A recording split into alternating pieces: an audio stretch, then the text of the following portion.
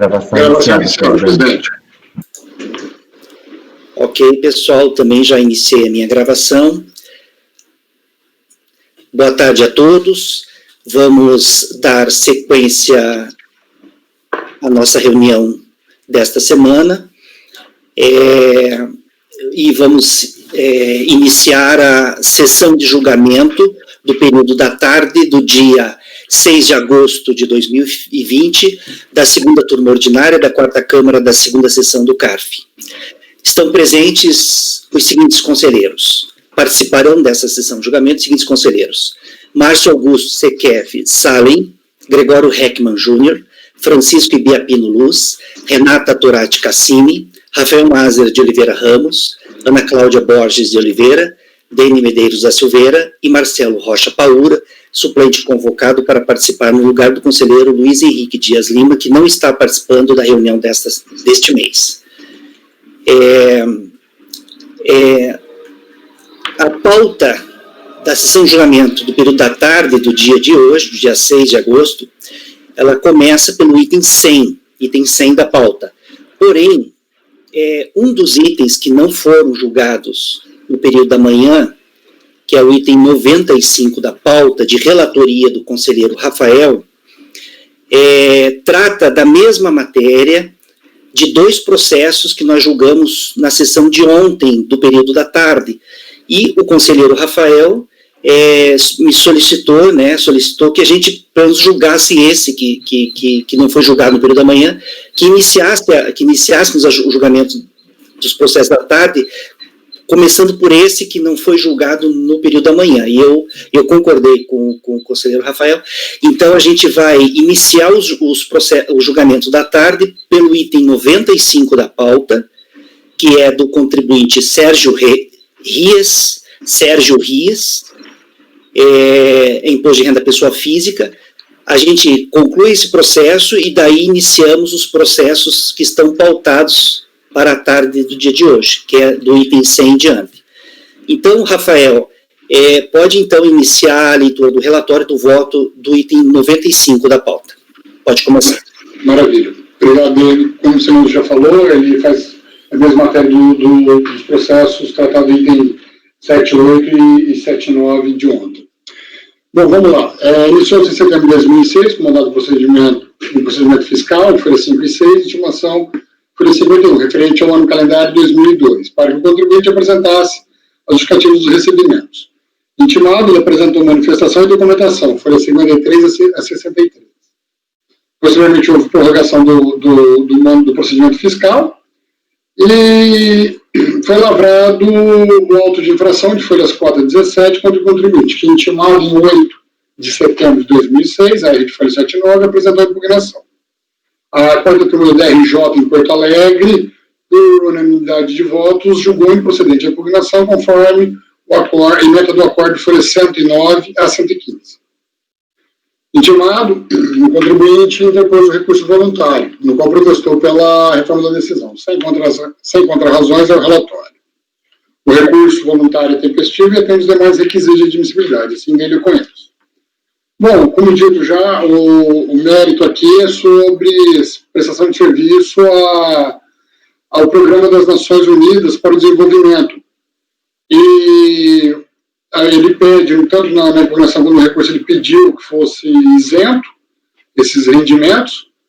Até na época havia vigência da súmula CARF número 39, que, de acordo com a portaria CARF número 3 de 9 de janeiro de 2018, ela foi revogada. Então, aplicando a sistemática dos recursos repetitivos, de acordo com o RESP 1.306.396 do Distrito Federal, entendemos que essa matéria, que aplica-se ao caso aqui, a isenção. Então, em um caso que já tem outros precedentes aqui, como já foi citado ontem, precedentes da Câmara Superior, e da nossa própria turma aqui de relatoria do conselheiro Gregório, eu voto no sentido de dar provimento ao recurso para cancelar o lançamento fiscal. Tá? É como eu voto, presidente.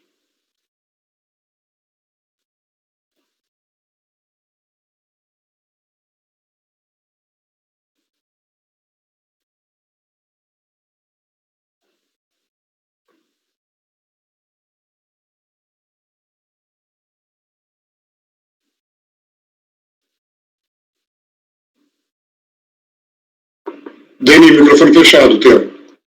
Ok, Rafael. Eu dei 2 clicadas, às vezes a gente faz isso, né? Dá 2 clicadas, tem que ser uma clicada só. Então, colegas, em relação ao item 95 da pauta do período da manhã, que nós estamos julgando agora, do contribuinte Sérgio Ries, o conselheiro relator, o Rafael, está votando por dar provimento ao recurso voluntário. É o mesmo caso de 2 processos que nós julgamos na sessão de ontem, do período da tarde, e é um caso que trata de verbas recebidas por trabalhadores que prestaram serviços a organismo internacional, né, Rafael? E o conselheiro, então, está dando provimento ao recurso voluntário. Alguém gostaria de fazer algum comentário em relação a esse processo, ou em relação ao voto? Alguém diverge do voto do relator? Ninguém diverge? Ok, então. Então, em relação ao item 95 da pauta, restará assim consignado na ata. Acordam os membros do colegiado, por unanimidade de votos, em dar provimento ao recurso voluntário. Esse é o resultado do item 95. Agora, então, vamos dar sequência na sessão de julgamento do período da tarde, do dia de hoje, dia 6 de agosto, aos itens da pauta da tarde, que começam pelo item 100 da pauta. O item 100 da pauta também é de relatoria do conselheiro Rafael.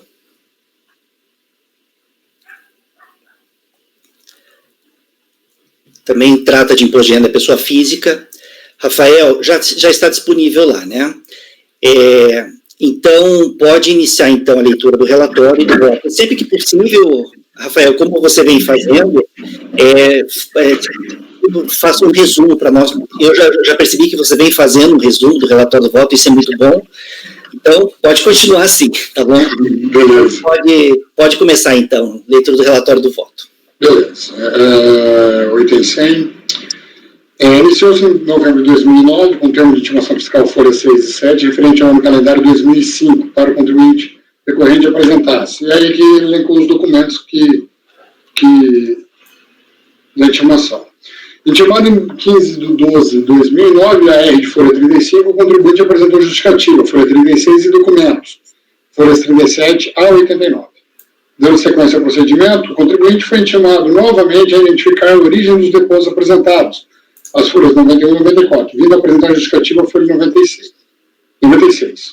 Posteriormente, foi expedido o termo de verificação fiscal, folha 98 a 101, e demonstrativo de apuração de valores, né, 102 a 103. Diante da situação, as folhas 104 e 108 foi lavrado auto de infração contra o contribuinte que, intimado em 15 de abril de 2010, a R de folha 113, apresentou tempestivamente a impugnação, folha 114 e 136. A sexta turma da DRJ de Florianópolis, por unanimidade, julgou improcedente a impugnação, conforme emenda do acórdão de folha 139 e 148.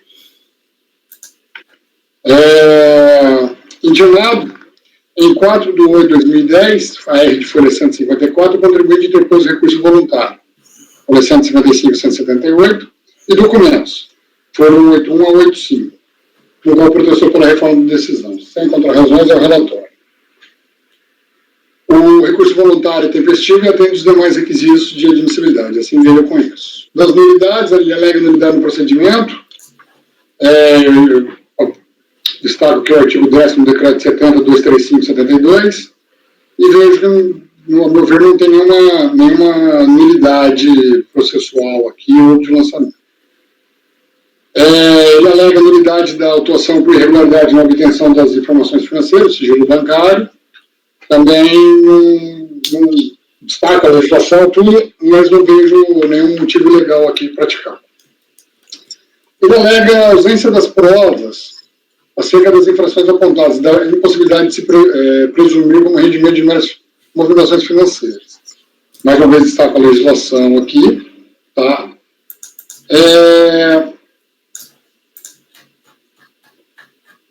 E, por fim, eu volto por negar provimento ao recurso voluntário. Não apresentou nada que fosse mudar o entendimento da DRJ para mim. É isso, é como eu volto.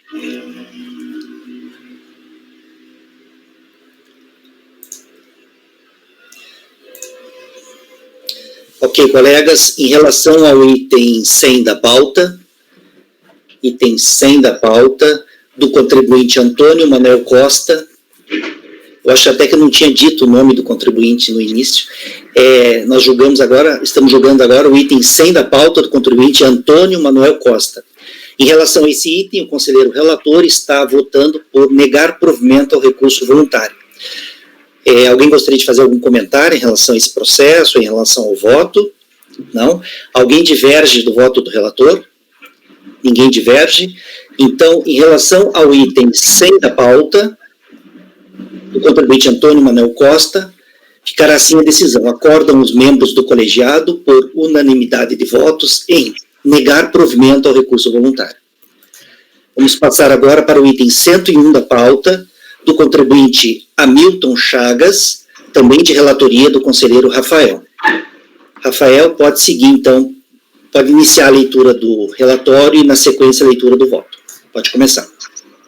Eu só vou abrir ele na tela aqui para facilitar a gravação de voz.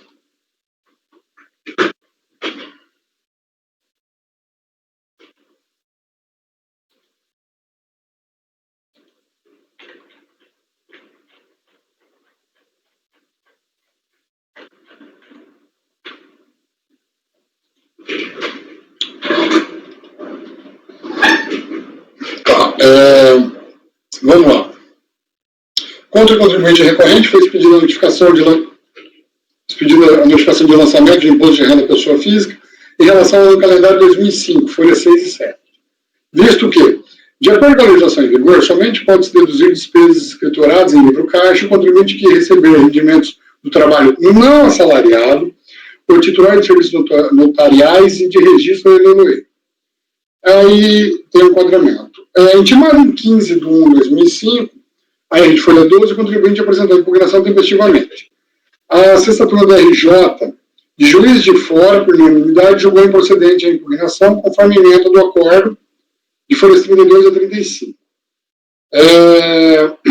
Intimado, em 29 de junho de 2010, a R de folhas 38, o contribuinte interpôs recurso voluntário, folhas 41 a 50, e documentos 56 a 102, no qual protestou pela reforma da decisão. Sem encontrar razões ao relatório. O recurso voluntário é tempestivo e atende os demais requisitos de admissibilidade, isso deve ser conhecido.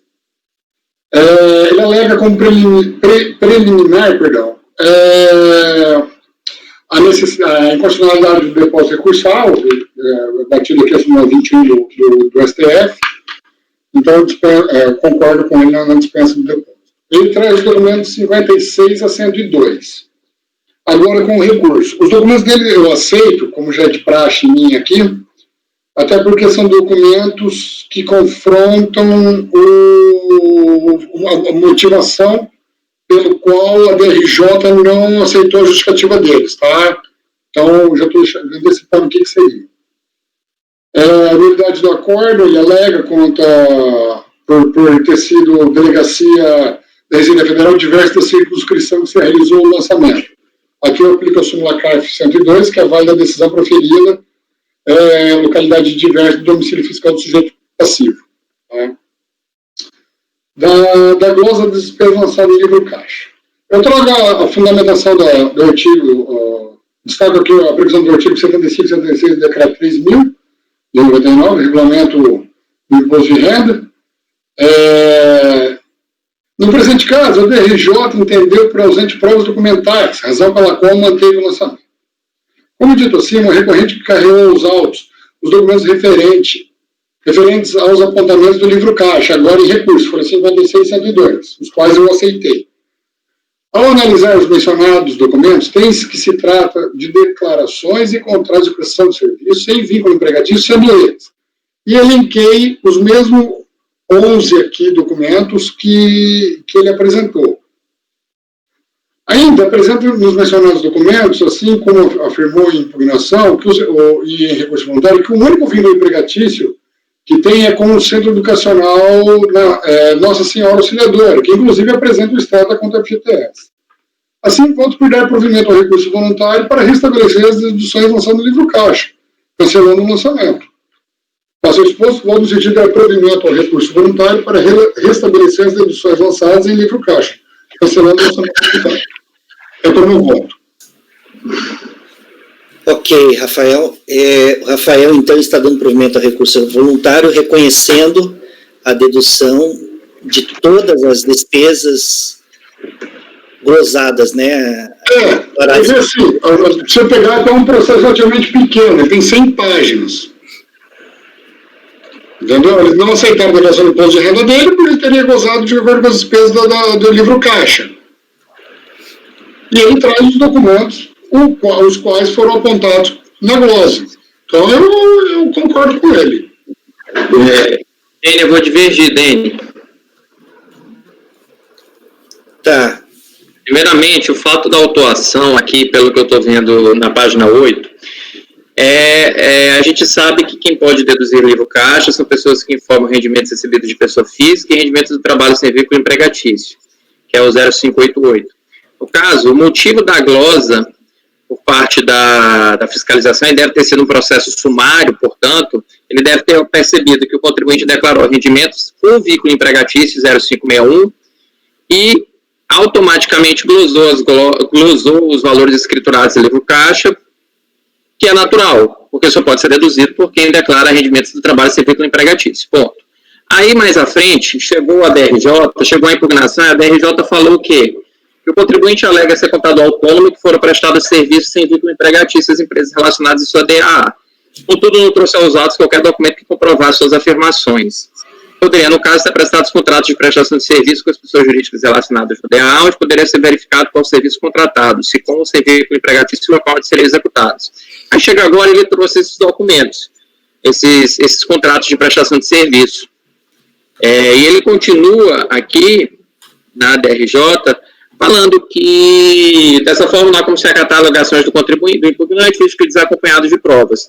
Perfeito. Ele demonstra, então, que há um problema, há um defeito na sua declaração de ajuste anual, que provavelmente poderia ter sido sanado, há um erro de fato, possivelmente, já que ele deve ter declarado 0561 no lugar de 0588, contudo, em nenhum momento ele comprova as despesas do livro caixa, ainda que a tese do lançamento tenha sido apenas a primeira. Porque, no caso, ok, a gente supera a tese, pode ter sido um erro de fato com a prestação da comprovação da prestação de serviço, mas a comprovação do livro caixa, a comprovação da prestação de serviço vai defluir na exigência da comprovação do livro caixa. E acho que isso o contribuinte não se desencobriu em nenhum momento. Em nenhum momento ele prova as despesas, ele prova as deduções. Eu acho que seria o caso, talvez, esse é o meu ponto de vista, de propor uma diligência para que isso devolva para a unidade de origem, com apresentar a consciência do contribuinte para que, tendo provado que ele seja intimado para demonstrar o livro caixa, apresentar o livro caixa e seja feita uma análise desse livro caixa, dando-lhe a oportunidade para editar as razões de recurso voluntário. Márcio, perdão, mas parece mais coerente sim o que você está falando, viu? Intimar ele apresentar o livro caixa, agora carregado esses documentos aqui, onde que não teria vínculo empregatício, e fazer a confrontação, até para justificar eventuais despesas que seriam ou não seriam, né? Porque assim, eu entendo que aí poderia surgir a rasteira da inovação, mas veja, qual é o preceito da fundamentação original? É que, como ele é 0561, rendimento do trabalho com vínculo empregatício, ele não poderia deduzir livro caixa. Aí ele prova o erro de fato, que foi um erro cometido por ele. Ele cometeu um erro dizendo, opa, eu não deveria ter declarado assim, eu deveria ter declarado de outra maneira. Perfeito, então a gente devolve para a DRJ, que agora vai fazer sim um juízo de valor efetivamente das despesas do livro caixa, já que é um erro que ele deu causa, não um erro que a Fazenda deu causa. Eu vejo assim. Não, e aí a gente propõe a diligência nesses termos. Não, para mim pareceu coerente sim, viu, Márcio? Pareceu mais coerente.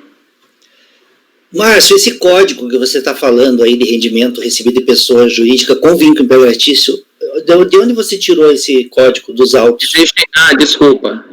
Isso aí já é expertise de quem trabalha com pessoa física.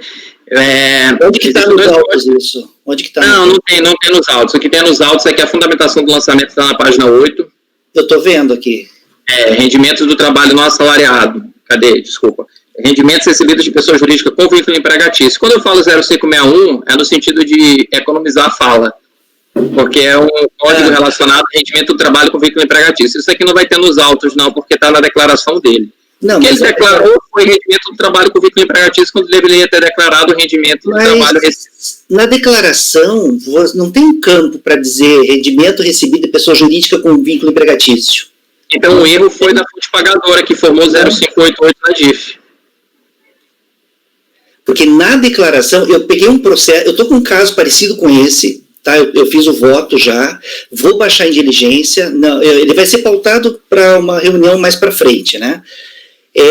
Eu vasculhei o processo, eu não encontrei de onde que a fiscalização tirou essa informação.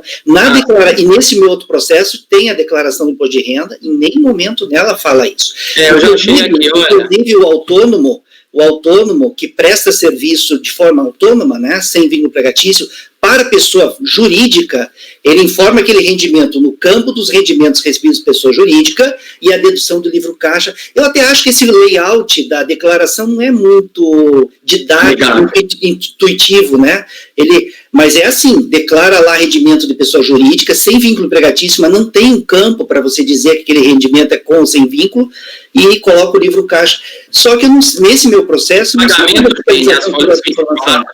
Oi? Os pagamentos das folhas 24 a 31, todos eles têm código de receita 0561, que é o código de receita referente às cotas da declaração, portanto, eu acho que esse aqui são as cotas da declaração.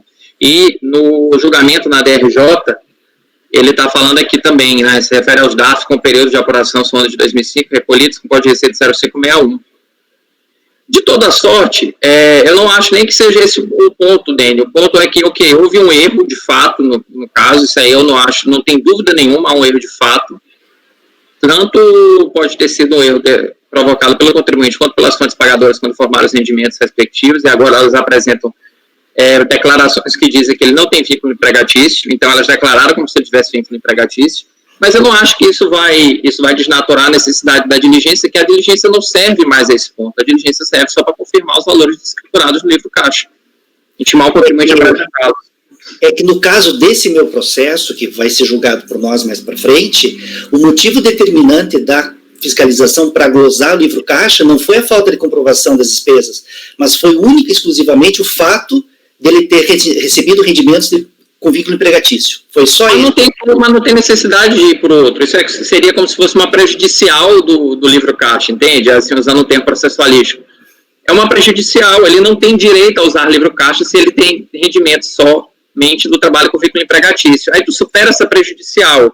Mas não tem como o auditor na sede, ou a fiscalização na sede, dizer assim, mas vamos supor que tu pudesse ter o direito. Me dá também teu livro caixa para analisar. Não faz sentido.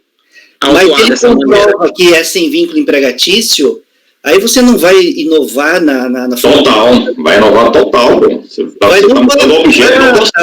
Agora que você comprovou que é sem vínculo, agora eu quero que você comprove. Para mim isso é inovação total, né? Eu não sei. Mas aí nesse caso, então, a fiscalização ficaria obstada. Como é que a pessoa poderia simplesmente declarar livro caixa, qualquer valor que seja, declarar o valor livre caixa alto, ser glosado por isso, aí chegar no cargo e dizer assim, não, mas eu fui glosado porque o meu era 0,5, era rendimento de trabalho sem vínculo empregatício. Pois é.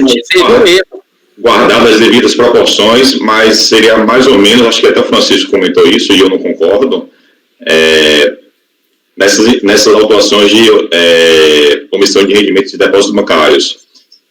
O contribuinte vem no contencioso e comprova a origem do depósito. Aí, pela linha de raciocínio desenvolvido por Márcio, não. Agora que você comprovou a origem do depósito, bora ver se você fez correto lá atrás. Você tributou, isso aqui é rendimento tributável, não é? Sim, não.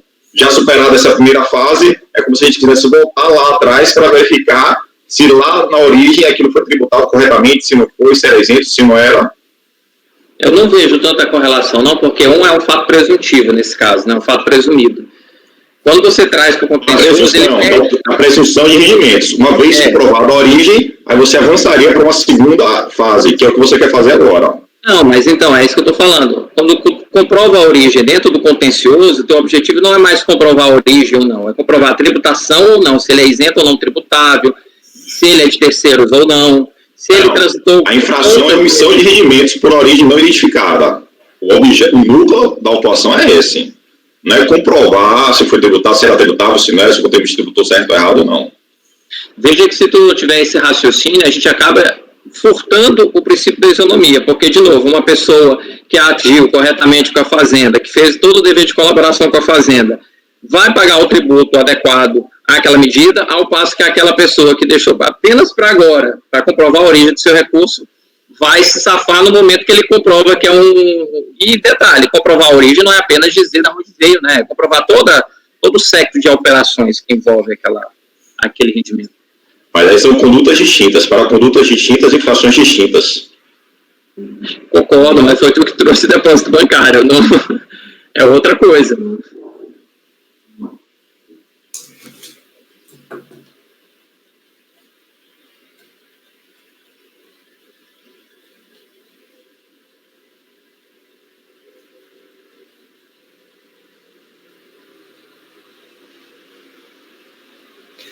E aqui, nesse caso, olha o que a DRJ fala.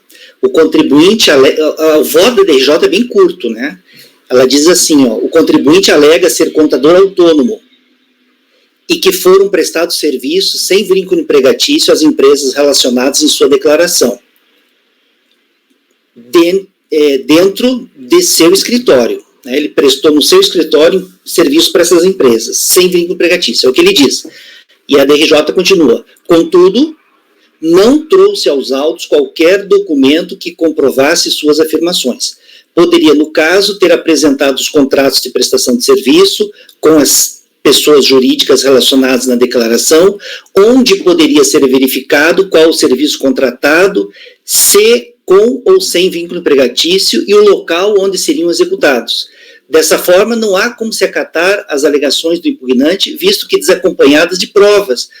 Oportuno destacar que, ao alegar e não provar tal. Então, a DRJ fica só no vínculo. Só no vínculo. É porque ele deve ter atacado só isso, né, Deni? Pelo jeito, o motivo determinante da fiscalização foi esse, e a DRJ ficou só nisso, né? Então, a impressão que dá aqui, que se ele comprovar que trabalhou sem vínculo empregatício, fechou, né? A impressão que eu tenho, né? A fiscalização, aí o Márcio até já leu, e eu vou ler novamente o fundamento da fiscalização, está na folha 8 do processo. Em razão de o contribuinte ter declarado apenas rendimentos recebidos de pessoa jurídica com vínculo empregatício, está sendo gozado o valor de X aqui. É o fundamento da fiscalização.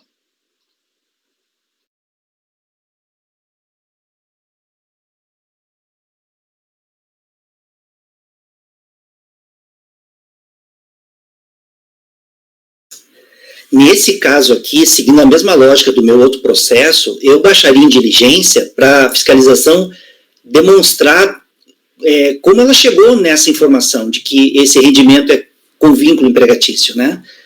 Não precisa demonstrar não, Deni, é isso que eu te falei, é a fonte pagadora que informou. Não, você está presumindo, né? Não, é a fonte pagadora que informa. Mas não quando ela declara na declaração de imposto de renda retido na fonte, ela tem dois tipos de declaração de imposto, ela tem dois campos, dois tipos de código de receita. Ela informou o código de receita vínculo empregatício, mas acredito que tenha sido por erro. Não estou discordando disso, não. Isso, inclusive, eu estou de acordo. Deve ter havido um erro, até porque ele não deve ter vínculo empregatício com 12 empresas. Essa é aquela malha automática? Ele chegou a ser chamado para comprovar o trabalho? Não, é lançamento lançamento inquisitório. Ele faz um batimento, ele olha, o cara só declarou, só tem rendimentos recebidos com vínculo empregatício. Se declara livre caixa, não pode, automaticamente closa.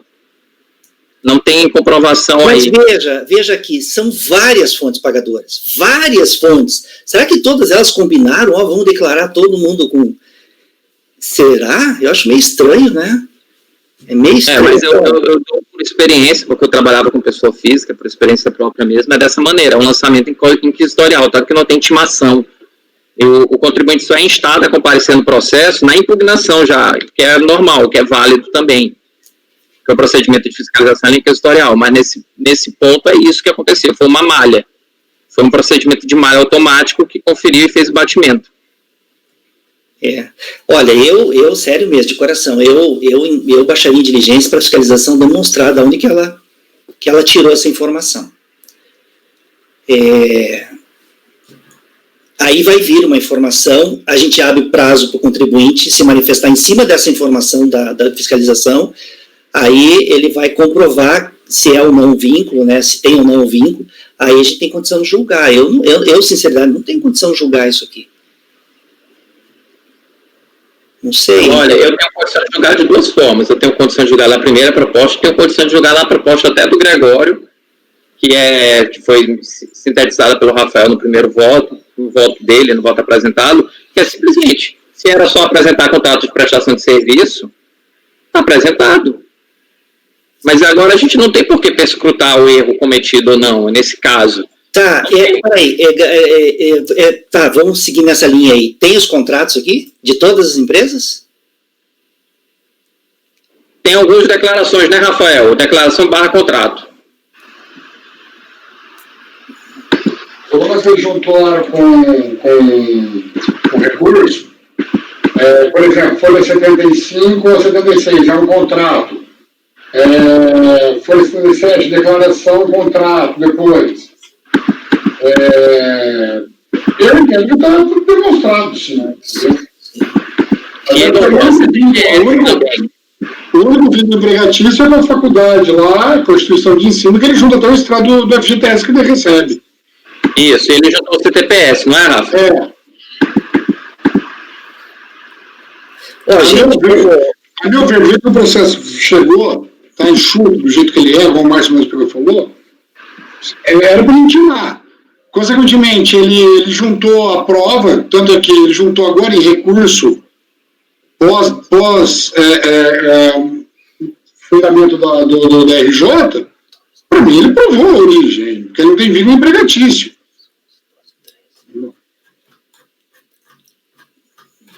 Você poderia vir a questionar nessa inteligência do Gregório, que é a inteligência do voto do condutor, do Rafael, seria só a validade ou não dessas declarações, mas isso aí já é outro ponto.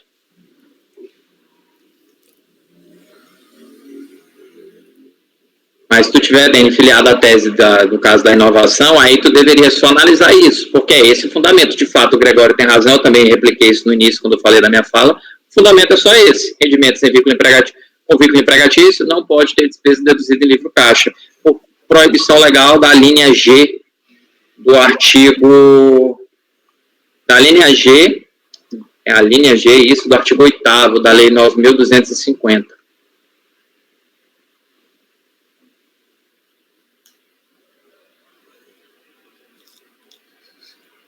Mas, senhor, na folha 15 tem a declaração de ajuste dele anual, né? Que, na verdade, é uma retificadora. Foi juntada em 26 de 12 de 2006.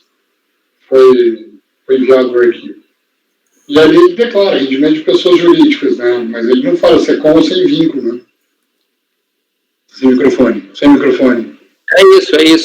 O vínculo ele é informado pela fonte pagadora na DIF. O vínculo não é informado pela pessoa jurídica, pessoa física na DIRPF, na DA. Aí também os outros colegas aí da Fazenda, o Marcelo e o Francisco não me deixam mentir, né? A DIF vem lá para o seu campo zero, rendimento vínculo empregatício, rendimento de trabalho assalariado, aí tem também a aplicação financeira, tem vários códigos diferentes. E nesse documento de folhas 15, embaixo ele apresenta livro caixa 63.386,97 de deduções, junto com despesas médicas e contribuição à Previdência Oficial. Mas você queria que ele tivesse trazido o livro caixa para a gente analisar isso?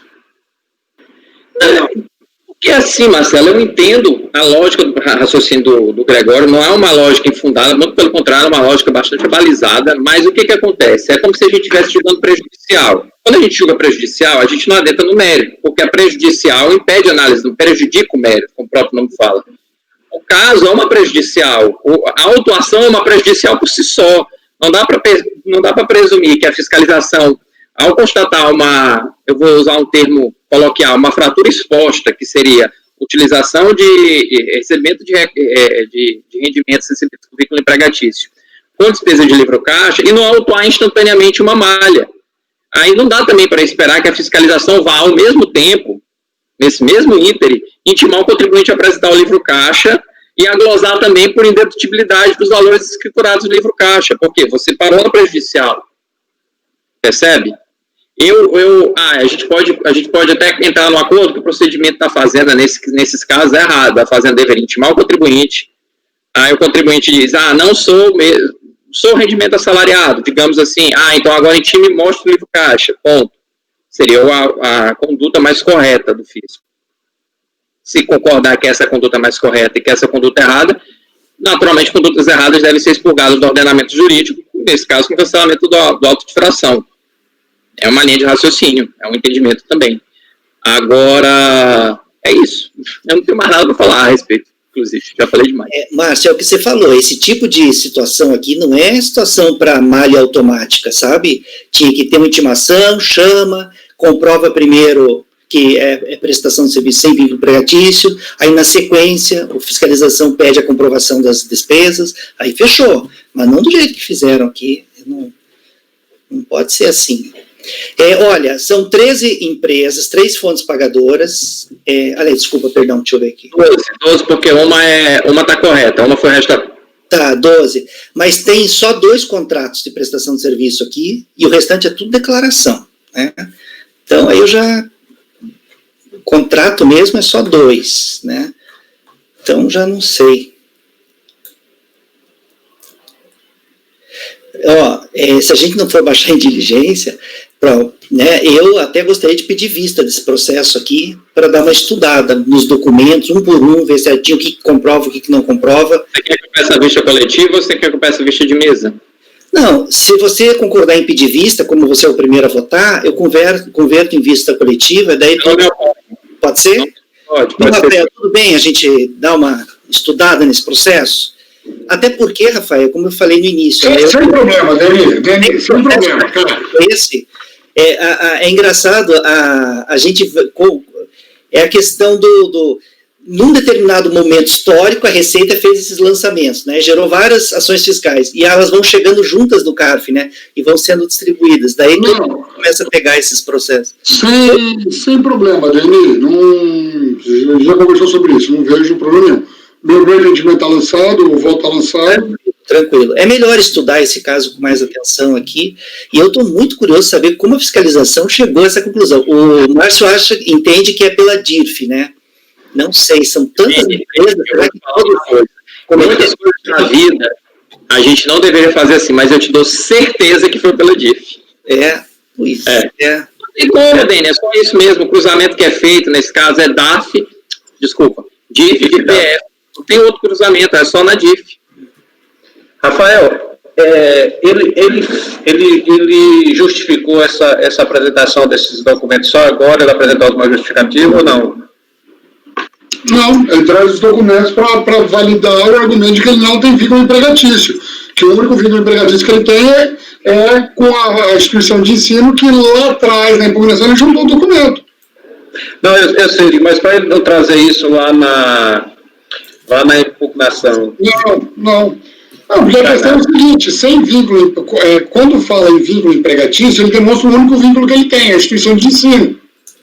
Aí, o entendimento da RJ é que ele não trouxe os documentos, contratos, tal, sem vínculo empregatício, para justificar o livro caixa. Aí ele traz agora. Não, veja bem se eu estou entendendo o raciocínio. Ele recebeu a notificação, e lá no primeiro parágrafo está lá dizendo a legislação, no segundo está dizendo que ele só declarou rendimento com vínculo empregatício. Aí ele fez a impugnação. Essa documentação ele não justificou porque ele não apresentou na DRJ? Isso que ele está te apresentando agora. Não, ele traz os documentos agora, já que esse é o entendimento de que não ficou claro que a inexistência do vínculo empregatício, ele está trazendo agora. E a DRJ própria falou, né? Não, mas eu olhei a notificação, já fala. A motivação foi justamente isso aí, já está na notificação. É porque assim, eu tenho o entendimento que quando o contribuinte não justifica, não se enquadra numa daquelas situações lá do artigo 16, parágrafo 4º, eu não conheço da documentação. Para mim, para eu conhecer, ele tem que se enquadrar numa daquelas situações. contrapor o fato superveniente, força maior, são 3 alíneas A, B e C, se não me falha a memória. E, Francisco, eu sou um pouco diferente, eu sou mais permissivo na matéria da prova, porque eu acho que a prova é uma construção ao longo do processo. Ele trouxe esclarecimentos na impugnação, porque eu dei uma lida aqui em passar rápido, eu percebi. E a DRJ que fala, você poderia ter juntado contratos de prestação de serviço e declarações. Então, a construção da prova passa pela DRJ e ela continua se aperfeiçoando. Não é um fato que ele simplesmente diz, agora eu estou trazendo. Foi no mesmo caso eu e da Ana de manhã, que foi o quê? Uma construção da prova ao longo dos autos. Ele traz aquela calhamaço de documentos agora no CAF, mas porque foi construído dessa maneira pelo auto, pelas decisões e pelas réplicas. Não, veja bem, eu compreendo assim também, mas assim, quando isso daí vem para contrapor fatos supervenientes, que, por exemplo, eles surgiram só na DRJ, aí eu acho perfeitamente, inclusive eu acho que a legislação, essa exceção que ela traz, é para isso mesmo. Agora, aqui eu estou olhando a impugnação dele, olha o que é que ele diz aqui, ó. Ela é pequenininha, dá para ler rapidinho aqui. Ele se qualifica, tal, contador, aí endereço, vem contestar a descrição dos fatos, enquadramento legal. Aí ele traz. O contribuinte acima, devidamente qualificado, é um prestador de serviço técnico contábil autônomo que presta serviço às empresas políticas dentro do escritório de contabilidade, Rua 13 de Maio, tal, aí traz. Exceto para o centro, que ele faz exceção onde ele é empregado, né? Friso, portanto, que esses não fizeram parte do livre caixa. Ele está explicando lá onde ele tem emprego.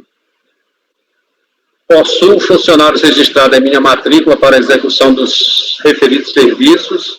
Em síntese, todas as despesas apresentadas no livro caixa são provenientes dos gastos efetivamente ocorridos no escritório onde eu presto assistência.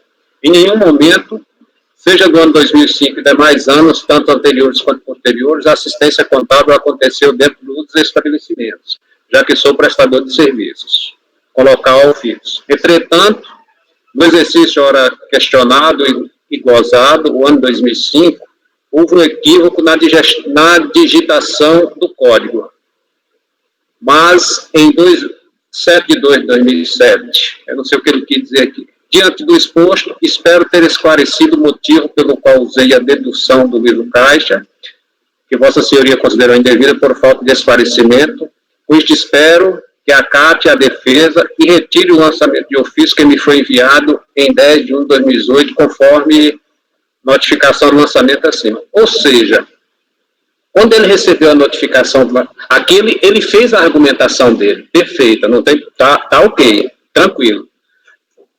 Ele fez essa argumentação quando ele recebeu essa notificação aqui, é o que diz a notificação aqui, na descrição dos fatos. De acordo com a legislação em vigor, somente pode ser deduzido despesas escrituradas no livro caixa o contribuinte que receber rendimentos do trabalho não assalariado, titular de serviços notariais de registro e leiloeiros.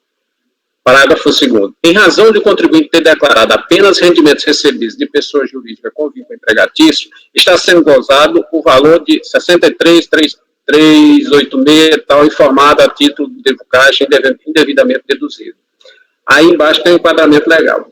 Ou seja, ele teve ciência disso aqui, olha, você declarou só esse rendimento e está querendo ter essa dedução, ela não é permitida. Aí ele vem com aqueles argumentos lá na impugnação. Não, olha, houve um erro, eu prestei esse serviço, foi isso, e pronto. É a argumentação. Mas quando a gente olha lá no PAF, que fala da impugnação, o contribuinte ele tem que trazer os argumentos e as provas dos argumentos lá na impugnação. Exceto quando acontece uma questão de força maior ou apresenta uma nova situação na DRJ, que aí ele vai contrapor isso posteriormente. Mas o que a DRJ fundamentou a decisão dela, ela disse, olha, o contribuinte só alegou, mas ele não trouxe prova nenhuma do que ele alegou. Então, a impugnação ele tem que alegar e provar. Isso aí que eu questiono. E claro, é entendimento, naturalmente, né? Então, no recurso, aí ele trouxe essa documentação que fundamenta a argumentação dele lá da DRJ. É isso que eu estou colocando, né? E, por exemplo, eu não estou vendo aqui ser um fato novo que ele veio a contrapor esse fato subsequente, porque a DRJ, na decisão dela, ela não trouxe nada novo para ele, não. Ela só trouxe o seguinte, olha, você não fundamentou. Aí ela deu exemplo. Você poderia ter trazido isso. Ora, mas a prova tem que vir junto com a impugnação. É nesse sentido que eu estou colocando, que eu entendo que aqui não me parece que houve isso vem contrapor um fato subsequente que aconteceu, né, já durante o processo, porque ele tomou ciência disso lá na notificação, né? A DRJ ratificou o que estava na notificação. É nesse sentido que eu estou colocando. Eu, no meu entender desse aqui, era não conhecer essa documentação. Mas tranquilo, se vocês resolverem pela diligência, não tem, a gente acompanha. Na verdade, foi a conversão de vista mesmo. É vista, vai ser... É vista. Não, beleza. É. E se for o caso de não conhecer dessa documentação, daí quando voltar o processo, a gente vota o conhecimento ou não, né, dessa documentação. Eu quero dar uma examinada, o que veio, o que não veio, se quando ele apresentou impugnação, ele apresentou alguma coisa, além de argumentos, trouxe algum documento, né, eu quero ver. Então tá. Francisco, eu entendo o teu posicionamento, eu meio que acompanho o teu posicionamento, mas é assim, né, quando o contribuinte inicia a produção probatória e complementa aqui, eu tenho tendência a aceitar, assim, sabe? Eu tento sempre aceitar, salvo se ele realmente nunca apresentou nada, não apresentou para fiscalização, não apresentou nada para a DRJ, e agora vem e apresenta, né? Aí eu evito isso daí, para não cair nisso que o Márcio levantou, porque se ele apresentasse isso lá na DRJ, de repente a DRJ baixava em diligência para questionar alguma coisa e estava em prazo de lançamento, lançava se fez não comprovado alguma coisa. Então, muitas vezes, uma iniciativa prejudicial à Receita, a gente acata depois e aí ela confirma o que realmente ocorreu, né? Que foi prejudicial, perde prazo de lançar, né? E aí, por exemplo, o que ele declarou valeu. Sim. Se a gente aceitar esse documento, o que ele declarou valeu, ainda, porque não está o que mais colocou. Não está a essência em si da comprovação da despesa não vai ser analisada, né? Isso. Exatamente. Mas beleza, tranquilo. Então tá, colegas.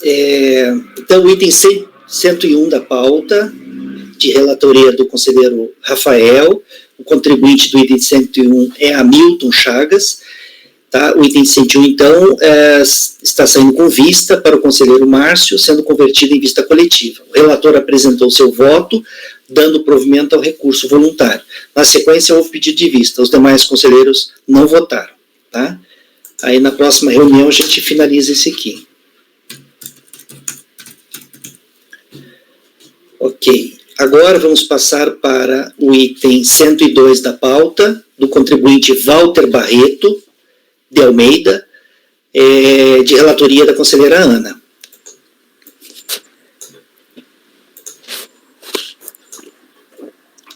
Ana, posso iniciar? Pode iniciar a leitura do relatório e já na sequência pode passar para o voto.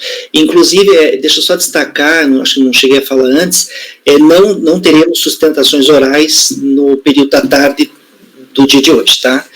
Então, pode iniciar a leitura do relatório e já... É paradigma, paradigma dos dois teu? É assim, é bom falar isso também, né?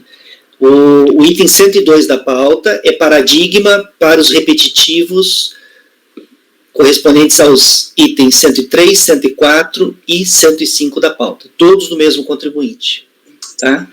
A Ana congelou. Eu? Você congelou, Ana. Foi? Continua congelada? Agora você está no escuro. eu só tirei e botei a câmera.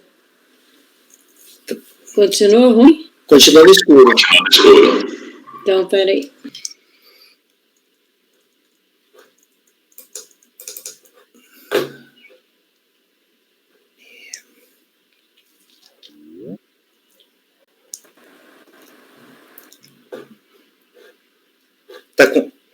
Tá. Acho que deu. Então, Ana, pode iniciar então a leitura do relatório, já na sequência pode passar para o voto. Pode começar. Trata-se de recurso voluntário interposto da decisão que julgou improcedente em parte a impugnação apresentada contra a notificação de lançamento de imposto de renda pessoa física do ano calendário 2012, em decorrência da constatação de dedução indevida de pensão alimentícia judicial para 3 alimentados no valor total de R$ 92.101,89, por falta de apresentação da totalidade dos comprovantes de efetivo pagamento, e dedução indevida de despesas médicas no valor de R$ 1.000 e R$ 1.030 por falta de comprovação. A impugnação foi julgada parcialmente procedente para considerar como dedutíveis, a título de pensão alimentícia, o valor total de R$ 131.000. O contribuinte fez cientificada a decisão e apresentou recurso voluntário. Sem contrarrazões, é o relatório. O recurso é tempestivo e preenche os demais requisitos de admissibilidade. Assim dele conhece e passa a análise.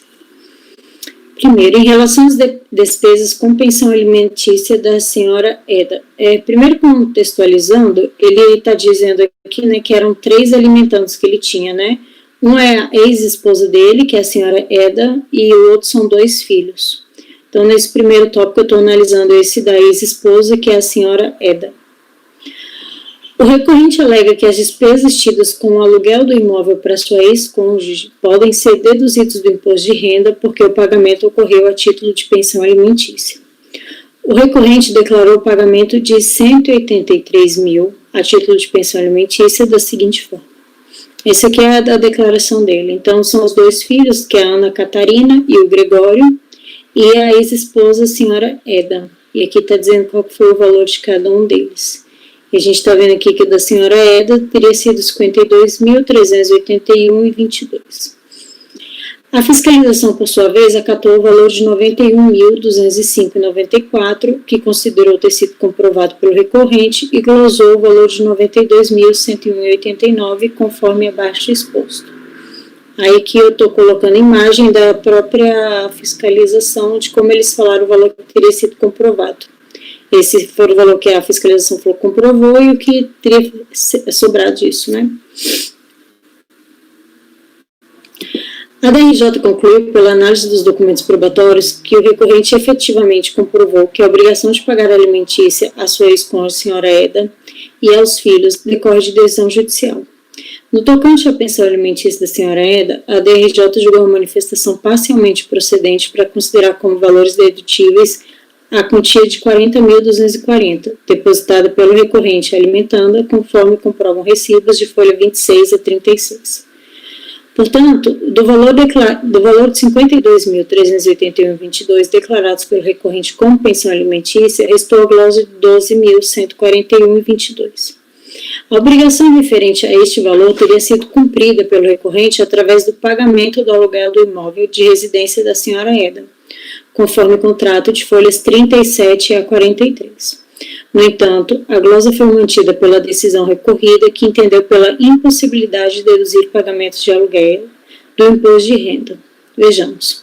No contrato de locação, folhas 37 e 43, anexado aos autos, consta na cláusula 24ª que o aluguel se destina à residência exclusiva da senhora Eda. Aí tem que cláusula 24ª. No imóvel objeto do presente contrato será instalada a residência exclusiva da senhora Eda Maria Caldas. Nas cláusulas 1ª e 2ª deste contrato é informado que o prazo de validade do pactuado vai até 30 de setembro de 2013, com valor mensal de R$ 1.350. Aí eu copiei as 2 cláusulas. Nos termos do artigo 8º, inciso 2, a linha F da Lei 9.250 e do caput do artigo 78 do Decreto 3.099, são dedutíveis do imposto de renda pessoa física os valores pagos a título de pensão alimentícia, com base das normas do direito de família, quando em cumprimento de decisão judicial, inclusive a prestação de alimentos provisionais de acordo homologados judicialmente ou de escritura pública. Inclui-se na regra veiculada pelos artigos acima os valores pagos a título de pensão para ex-cônjuge, ex-companheiro e filhos, ressaltando que devem ser devidamente comprovadas. Como regra, não são dedutíveis da base de cálculo do imposto de renda as despesas gerais do contribuinte, quer sejam necessárias, indispensáveis ou meramente úteis, como o aluguel do imóvel em que reside, alimentação, lazer, pagamento de aulas de idiomas estrangeiros, entre outros. As despesas dedutíveis são, em verdade, exceções que o legislador entendeu por conceder, atendidos determinados limites e condições. De fato, as despesas a título de aluguel não são dedutíveis da base de cálculo do imposto de renda da pessoa física. Ocorre que, no presente caso, o recorrente estava obrigado, por decisão judicial, a pagar a pensão alimentícia à senhora Eda, e parte desse pagamento era realizado através do pagamento do aluguel da alimentanda. O locatário de um imóvel deve atender a uma série de exigências para que possa ser aprovado seu cadastro. E se a renda da senhora Eda era proveniente de pensão alimentícia paga por seu ex-cônjuge, desconheço em qual realidade teria o seu cadastro sido aprovado como locatária de um imóvel residencial. Por um dever de boa-fé objetiva, é mais do que adequado que o contrato imobiliário para a moradia da alimentanda seja feito em nome do ex-cônjuge, que, ao invés de lhe transferir esse dinheiro, será imediatamente transferido ao imobiliário ou ao locador, faz direto o pagamento ao credor do aluguel da moradia da alimentanda. Veja-se que o recorrente não tem dever de sustento familiar com a senhora Eda. O recorrente tem, no caso, o dever de adimplir com a pensão alimentícia judicialmente acordada. Há um equívoco, então, na decisão recorrida. Não se trata de despesa do recorrente a título de aluguel, mas sim de despesa a título de pensão alimentícia que tem amparo legal para ser deduzida da base de cálculo de imposto de renda da pessoa física. Do exposto, entendo que deve ser provido recurso voluntário para excluir a glosa de 12.141,22. Eu até vou pausar aqui, e que eu fiquei até com uma dúvida se eu colocaria aqui o valor que eu entenderia que deveria ser glosado, ou se eu colocaria em termos genéricos a minha conclusão por manter da forma como ele declarou, que o valor em alguns centavos ou reais dá uma diferençazinha. Então, se quiserem votar logo essa parte, ou se eu continuo... Eu acho que pode continuar, Ana, daí a gente vota tudo no final, está terminando já, né? Tá bom. Das despesas médicas. A fiscalização glosou o valor de R$1.030 a título de dedução indevida de despesas médicas. É o que eu coloquei quadrinho. A DRJ concluiu pela manutenção da glosa nos seguintes termos. Aí eu coloquei a parte da decisão da DRJ que eu não vou ler. O recorrente não impugnou a glosa dos recibos de R$ 42,00, R$ 395,00 e o outro de R$ 395,00. Considera-se não impugnada a matéria que não tenha sido expressamente contestada pelo impugnante. Com relação ao valor de R$ 200,00, o recorrente limitou-se a dizer que trata-se do pagamento à Urogene Medicina e Genética e a própria razão social da empresa de atividades médicas. No processo administrativo fiscal, tal como no processo civil, o ônus de provar a veracidade do que afirma é do interessado, em caso do recorrente. Em virtude do atributo de presunção de veracidade que caracteriza os atos administrativos, dentre eles o lançamento tributário, a inversão do ônus da prova, de modo que o autuado deve buscar desconstituir o lançamento consumado através da apresentação de provas que possam afastar a fidedignidade da peça produzida. Simples alegações acompanhadas dos meios de prova que a justifiquem revelam-se insuficientes para comprovar os fatos alegados. Nesse ponto, voto por negar provimento ao recurso voluntário. Diante do exposto, voto no sentido da parcial provimento ao recurso para excluir a glosa dos valores que foram pagos pelo recorrente através do pagamento do aluguel da residência de moradia da senhora Eda. É como voto. Ok, Ana. Colegas, em relação ao item 102 da pauta, do contribuinte Walter Barreto de Almeida, a conselheira relatora, Ana, está votando por dar provimento parcial ao recurso voluntário, cancelando a glosa dos valores que foram pagos pelo recorrente através do pagamento de aluguel da residência de moradia da senhora Eda. Eu queria só sugerir que não fosse a despesa de aluguel, mas despesa de pensão alimentícia pagas em utilidade de aluguel. Porque essa eu acho que é a situação do caso, né, Ana? É porque o pagamento de parte da despesa é como uma utilidade. Como se dissesse, você tem que pagar 5 mil, aí a pessoa 1.000 paga em forma de pagamento de um aluguel.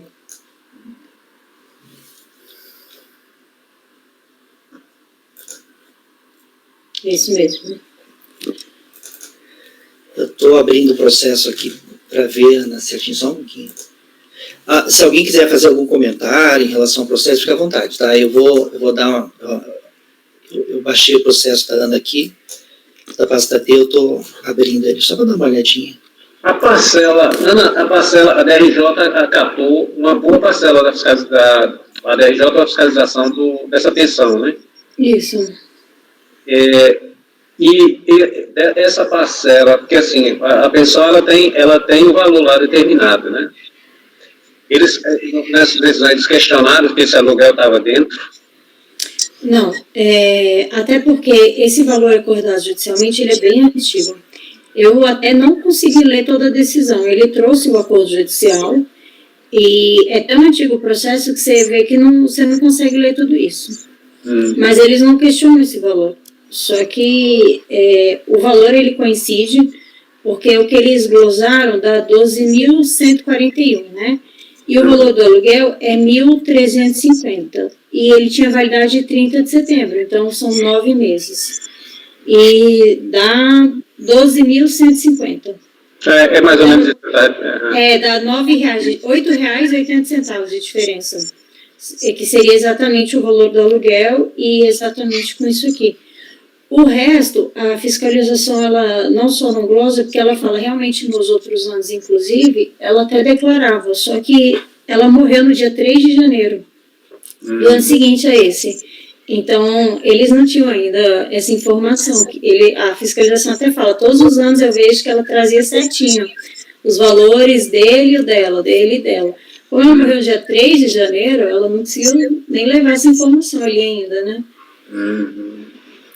Então, o valor, ele dá certo, né? Bem certinho.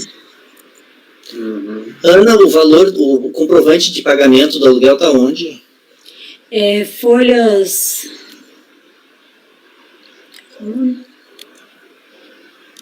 É porque o do aluguel e o dela estão nas mesmas folhas, tá? Aí a fiscalização fala... Peraí que eu não sei onde eu botei as folhas. Porque ele traz os comprovantes que ele fez para a conta dela e os comprovantes que ele fez para a imobiliária, que seria título de aluguel. Essa diferença é basicamente batendo, faz sentido, parte ele pagou o aluguel, né? 29.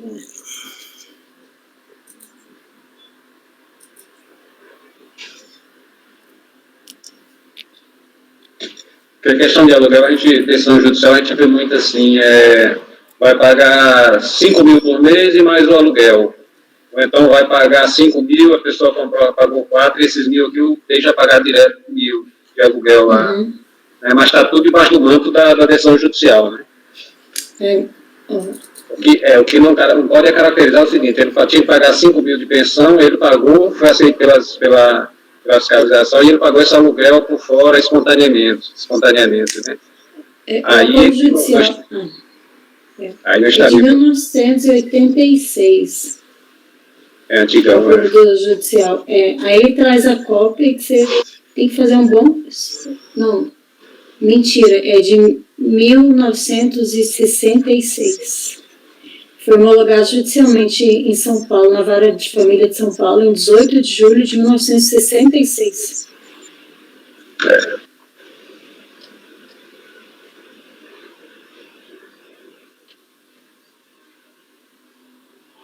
Até para ele achar isso aí já foi difícil.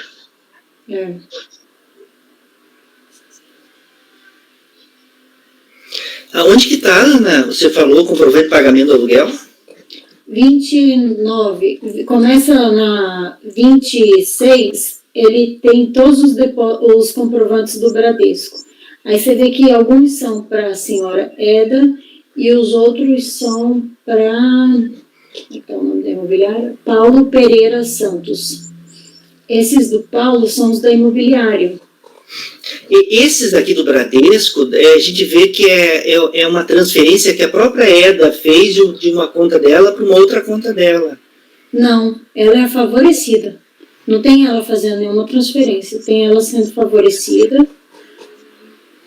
Ó, favorecido, EDA. Então, o favorecido é ela. Ó, EDA. na folha 28, por exemplo, né, aquele está bem claro ali, né?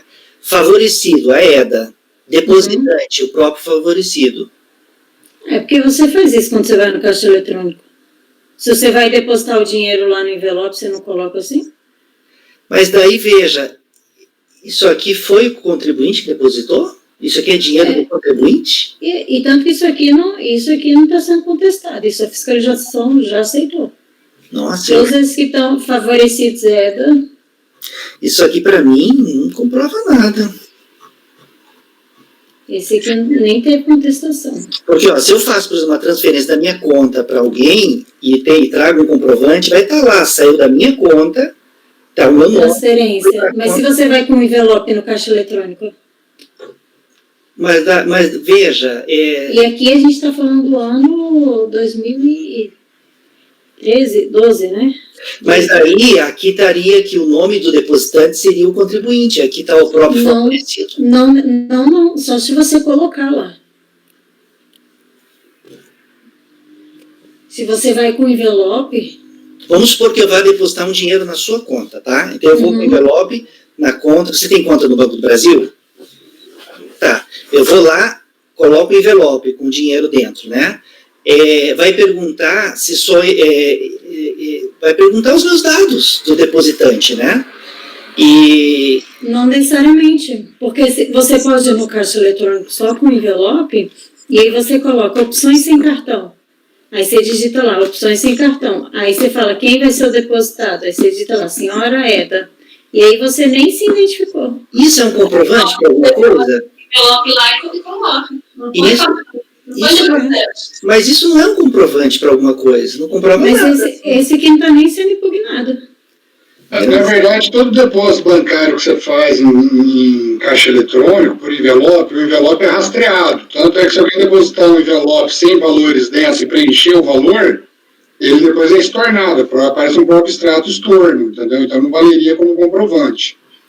É o que você tem para comprovar que foi você que foi o depósito. É o recibo, é o recibo, a etiqueta impressa, onde consta a data, horário, terminal, agência, quem é o beneficiário e o número do envelope.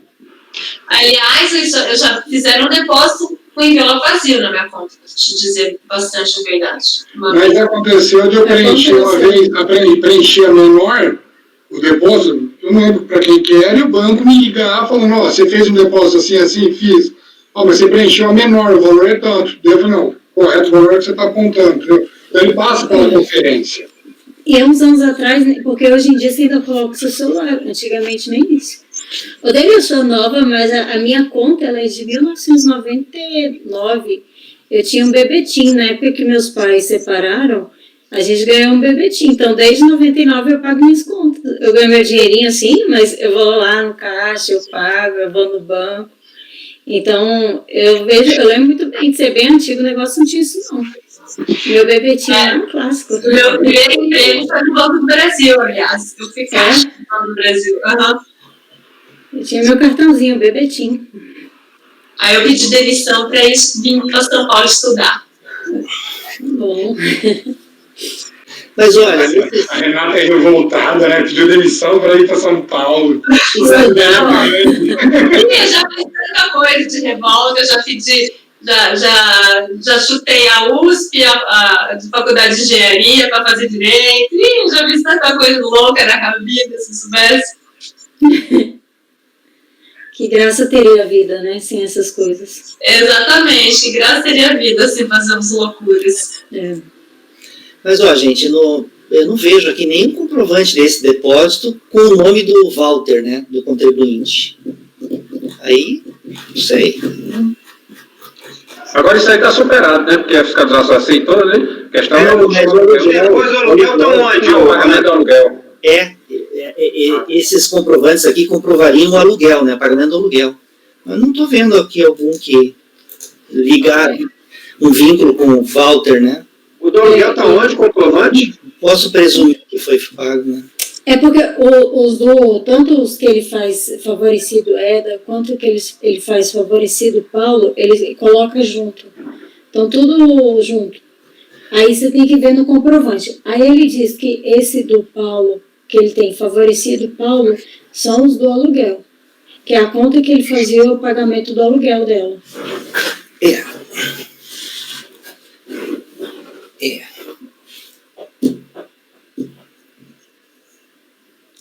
Tem página que tem dela e junto do Paulo para ela, tem página que tem só, mas tá tudo junto, assim, os comprovantes.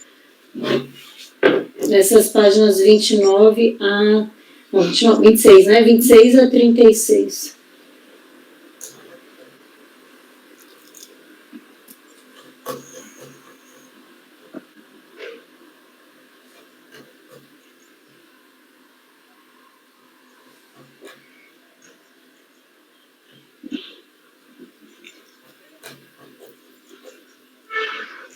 Alguém quer fazer mais algum comentário?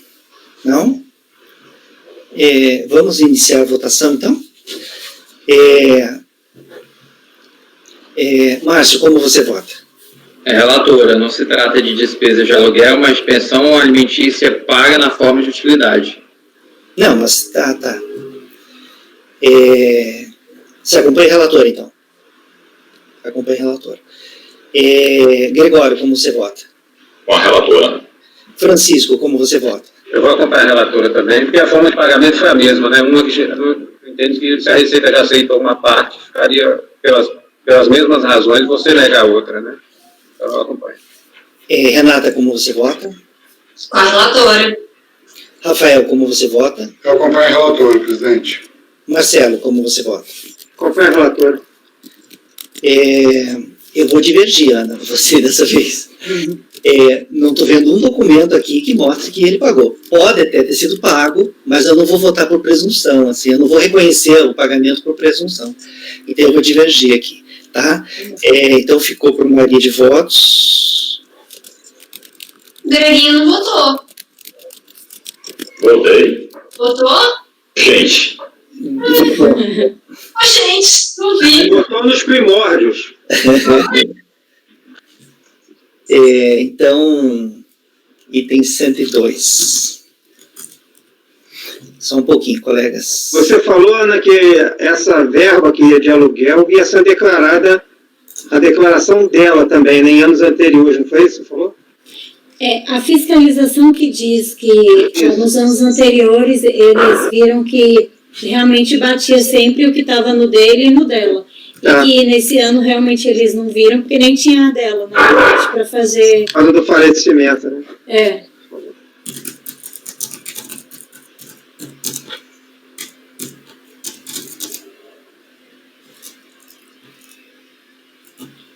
De fato, se a pessoa, na hora que for fazer o depósito, ela não identificar quem está fazendo, você pode botar lá o dedão no próprio e acabou, vai sair assim. Depende muito de quem faz o depósito, né?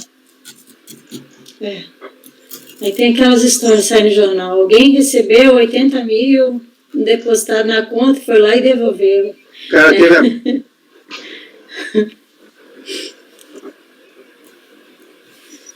Em vez de excluir a glosa, Ana, eu vou colocar no dispositivo cancelar a glosa, tá? Pode ser? Tá, pode. Cancelar a glosa.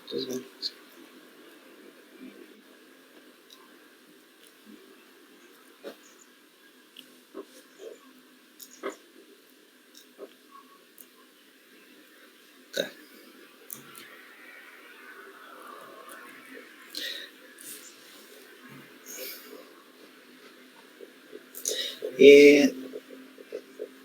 Deixa eu pegar o nome completo da EDA aqui, deixa eu colocar.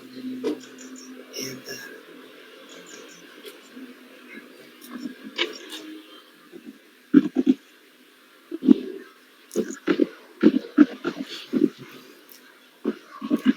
Eda Maria Chagas de Almeida, Caldas de Almeida. Eda Maria Caldas de Almeida. Eda Maria Caldas de Almeida. Eda Maria Caldas de Almeida. Vencido.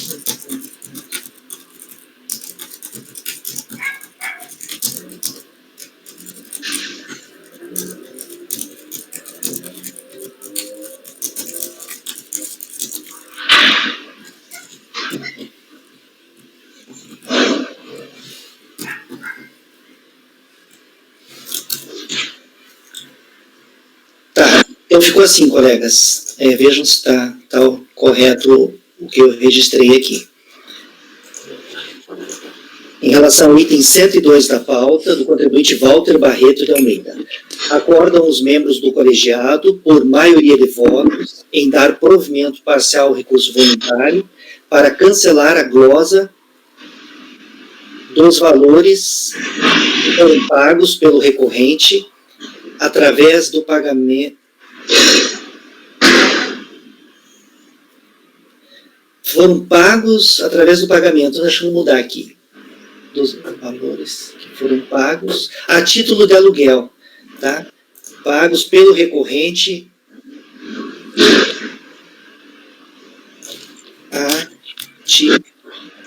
Eu continuo achando essa nomenclatura meio esquisita, pagos a título de aluguel.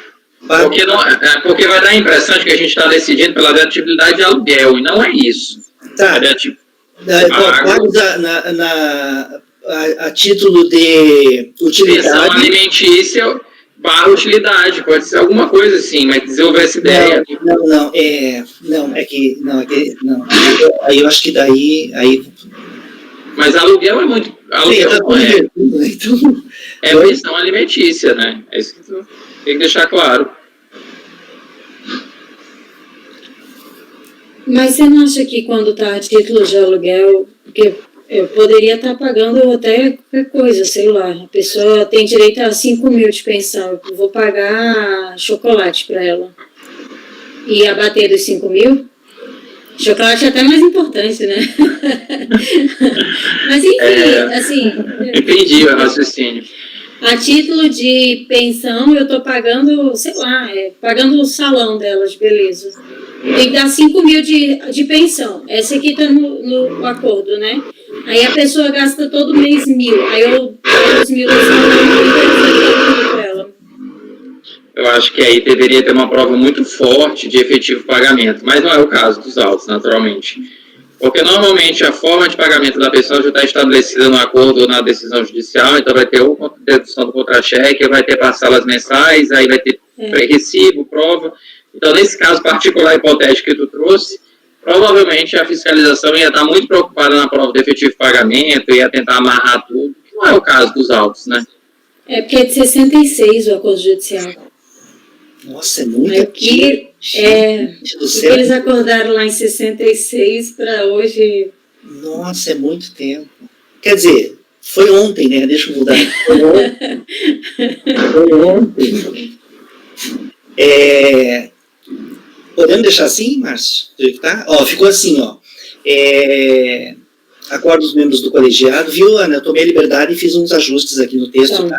Acordam os membros do colegiado, por maioria de votos, em dar provimento parcial ao recurso voluntário para cancelar a glosa dos valores que foram pagos pelo recorrente a título de aluguel da residência de moradia da senhora Edna Maria Caldas de Almeida. Ponto. Vencido o conselheiro N, que negou o provimento ao recurso. Pode ser assim, Márcio? Pode, né? Tá, João.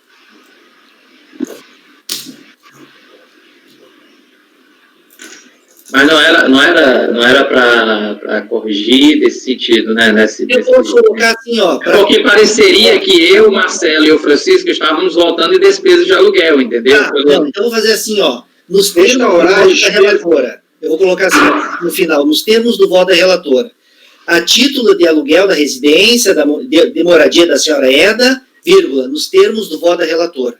Porque não é qualquer pagamento de aluguel que a gente está reconhecendo, é no caso do voto da relatora, entendeu? Nos termos do voto, pode ser, né, Ana? Sim, pode. Não poderia simplesmente restaurar as despesas para... Isso aqui obriga quem lê o dispositivo a ir no voto, entendeu? Para aí, aqui nos termos do voto. Vamos lá no voto ver o que aconteceu. Aí a Ana explica direitinho, né? E pode falar em utilidade, que isso aí é pagamento como parcela pagamento da pensão na forma de aluguel, isso tudo coloca no voto daí, né? Nos termos do voto da relatora. Aí fica bem completinho. A pessoa vai lá no voto da Ana e vê certinho o que aconteceu.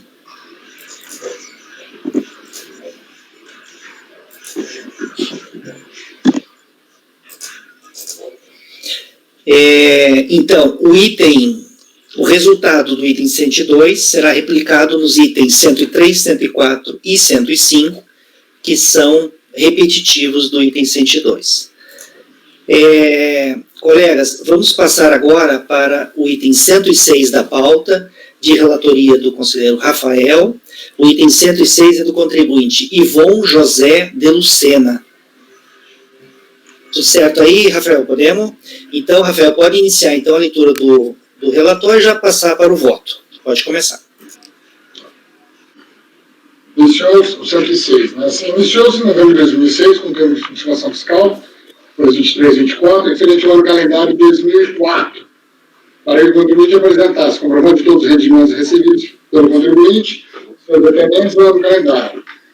Sentenças judicial ou acordo judicial, planilha das verbas, contendo os cálculos de liquidação das sentenças, contrato de administração do aluguel, comprovantes. Intimado em 14 de dezembro de 2006, o edital de folhas 26, o contribuinte apresentou documentos folhas 27 a 36. Dando sequência ao procedimento, dando sequência ao procedimento, o contribuinte foi intimado outras vezes a apresentar documentos, vindo a apresentar somente alguns, folhas 38 a 86. Diante da situação, as folhas 95 e 105 foi elaborado outro de infração contra o contribuinte que, intimado em 17 de junho de 2008, a R de folha 16, apresentou impugnação tempestiva, folha 109 a 119. A quinta turma da DRJ em Belém, por unanimidade, julgou parcialmente procedente a impugnação conforme emenda do acordo de folha 121 a 126. A parcial procedência deu-se em razão do reconhecimento de valores recolhidos a título de imposto de renda antecipado, conforme o destaque do acordo recorrido. Eu trago ali, não vou ler agora, mas está lá para exposto aí os pontos. Intimado, em 13 de 1 de 2011, a R de folha 129, o contribuinte interpôs recurso voluntário, folha 130 a 140, no qual protestou pela reforma da decisão. Sem outras razões, é o relatório. O recurso voluntário é tempestivo e tem os demais requisitos de admissibilidade, assim será conhecido.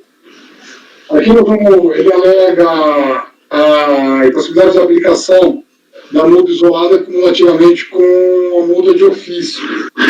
Como o ano calendário aqui é o de 2004 e até 2007 era vedada essa cumulatividade da multa, então nesse quesito do provimento para cancelar a multa isolada por falta de pagamento tem um artigo da súmula CARF 147. Posso continuar? Dos lançamentos indevidos, ausência de documentos hábeis à comprovação para o lançamento. Algo recorrente que no lançamento referente ao ano calendário de 2004 foram considerados valores recebidos em 2008, e tais valores não poderiam compor a base de cálculo do lançamento, conforme razões de folha 138 a 139. Eu destaquei, tá? Todavia, ao analisar os mencionados documentos, tem-se que todos eles foram identificados no procedimento e relatório fiscal, assim como mencionados documentos recibos estão datados de 2004. Logo, caberia ao recorrente o ônus demonstrar a situação de diversa. Relendo o processo aqui, eu completei, na minha minuta aqui, documento é documento, é um parágrafo.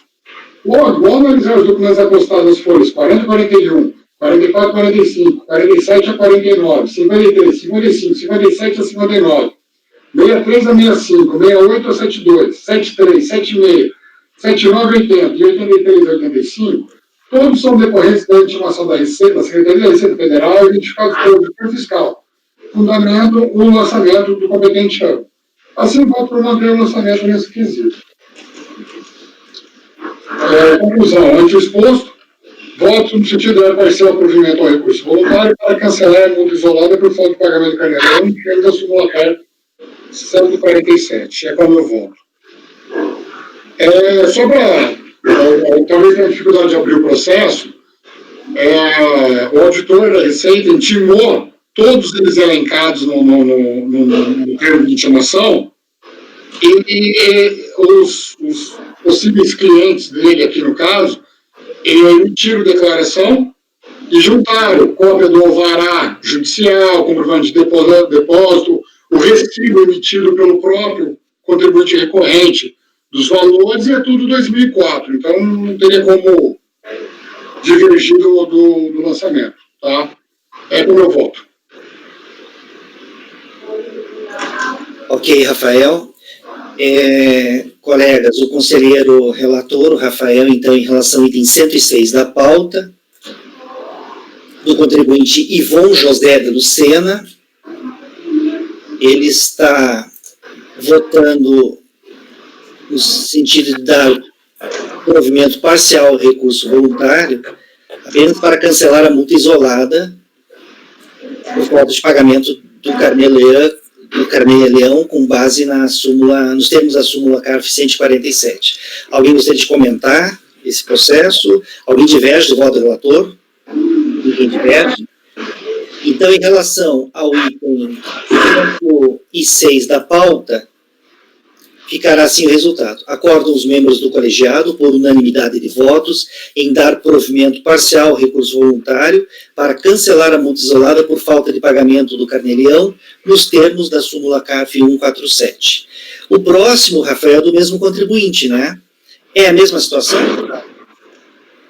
Nesse caso, no 107, ele alega decadência, porque aqui o ano calendário é 2002. Então, Rafael, então você pode então fazer... Tá, eu vou ler o relatório. Então, colegas, vamos passar agora para o item 107 da pauta, também do contribuinte Ivon José de Lucena, também de relatoria do conselheiro Rafael. Rafael, pode então passar para o item 107, pode iniciar a leitura do relatório, na sequência passar para o voto. Pode começar. O Chico, o teu microfone está aberto.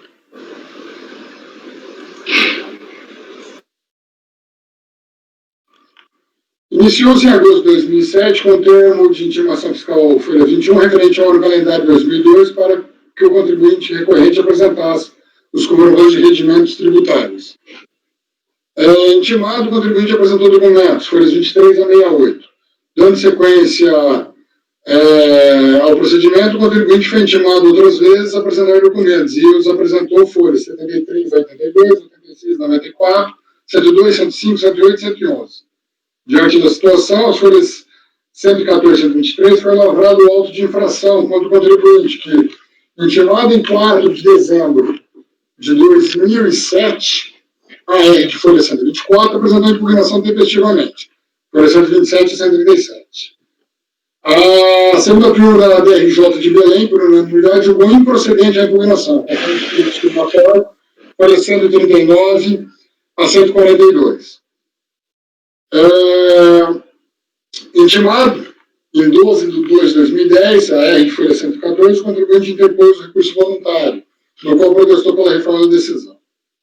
O recurso voluntário de folha 146 a 157 é tempestivo e atende demais requisitos de admissibilidade, assim será conhecido. Nesse aqui ele alega decadência, tá? Então, eu trago aqui a questão da decadência, súmula e tal, mas por se tratar do imposto de renda, é o ano calendário, né? Então, é janeiro a dezembro de 2002.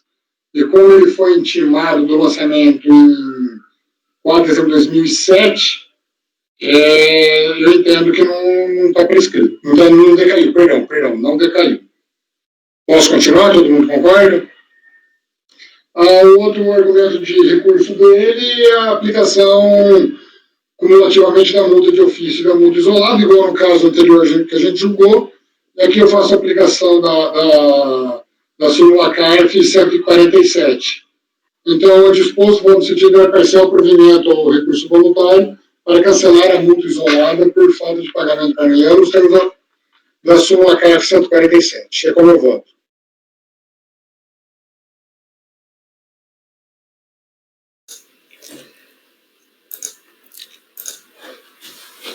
Ok, Márcio, Márcio não, Rafael. Rafael, a decisão tua para o item 107 é a mesma do item 106, né?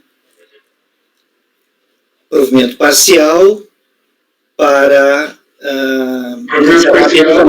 para afastar a multa isolada por falta de pagamento de carnê-leão no tribunal da súmula CARF. Perfeito. Colegas, alguém gostaria de fazer algum comentário em relação a esse processo? Alguém diverge do voto do relator? Não? Deixa eu só verificar aqui uma coisa, Dani, rapidinho. Ok.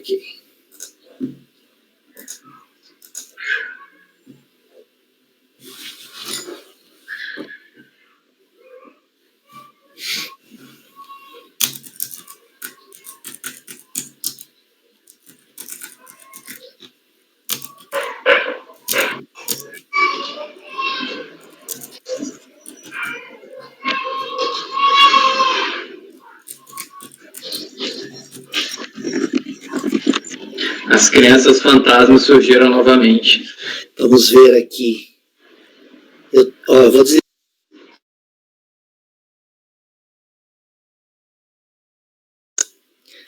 Que estranho, né? Olha, eu lembro Crianças Fantasmas, só me lembra aquele filme Os Outros. Dá até um pouco de arrepio, assim, né?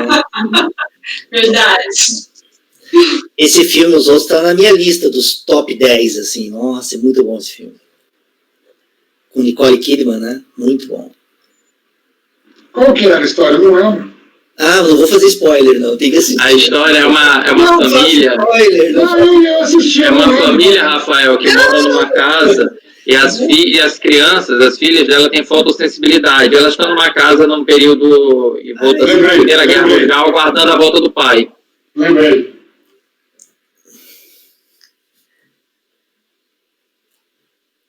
É um filmaço, nossa, muito bom.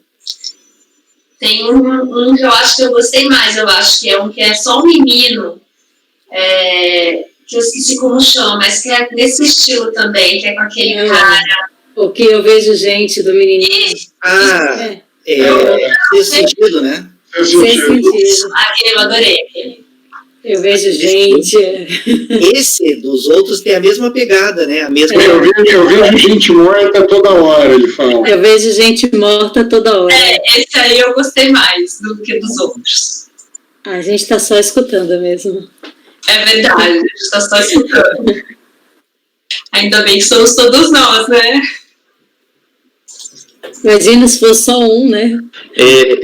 Presidente, me dá 2 minutinhos que, inspirado pela amiga Renata, vou ali na casinha. Eu vou pro... Eu também vejo. Colega, vocês querem fazer já o intervalo de 15 minutos? Querem fazer já? Não. Pode ser. Agora... Oi? Pode ser. Pode ser? Então, vamos fazer o seguinte, ó. Mas o Grande pediu, o Grande tá vendo ainda. É. Tô olhando aqui o processo. Você negou a decadência pelo 1731, né? E eu queria ver na declaração do contribuinte se teve retenção na fonte, o que é que teve de recolhimento, porque, assim, tá decaído. Agora, se teve algum tipo de pagamento antecipado, aí eu votaria com você pelas conclusões, entendeu? Para não dar a entender que eu estaria votando no sentido de se aplicar com 731. Mas a declaração do contribuinte aqui, rapaz, tá dureza, viu?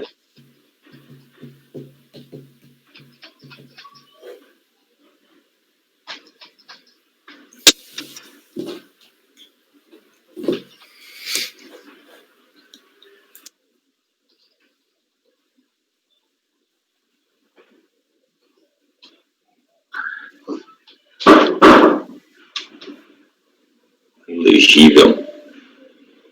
Rendimentos são tributáveis e admitidos. Declaração.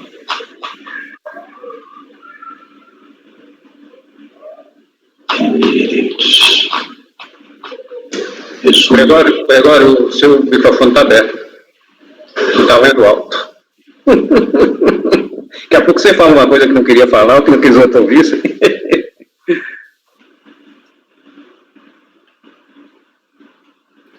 Tá, presidente, eu vou votar pelas conclusões. Tem aqui na declaração do contribuinte imposto retido na fonte do titular, 8.000, 5.000, 6.000, não sei o que, tá um número borrado, 8.641.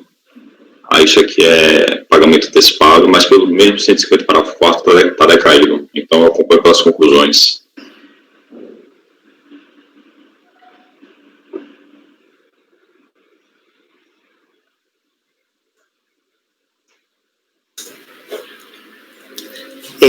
em relação ao item 107, né, Gregório? Não em relação ao 106, né? Só em relação ao 107, né? Então... O 106 não tem alegação de decadência. Você comentou que era só no 107, né? 107. Então vai ser a mesma decisão, acordo os membros do colegiado, por unanimidade de votos, em dar provimento parcial ao recurso voluntário para cancelar a multa isolada por falta de pagamento do Cameleão, nos termos da súmula CARF 147. Votou pelas conclusões o conselheiro Gregório. Isso, né, Gregório?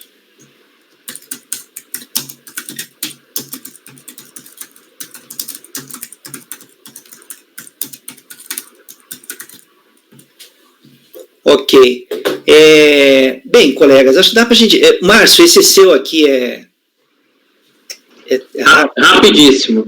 então vamos fazer esse primeiro, daí a gente faz um intervalo, então, o intervalo das 4 horas.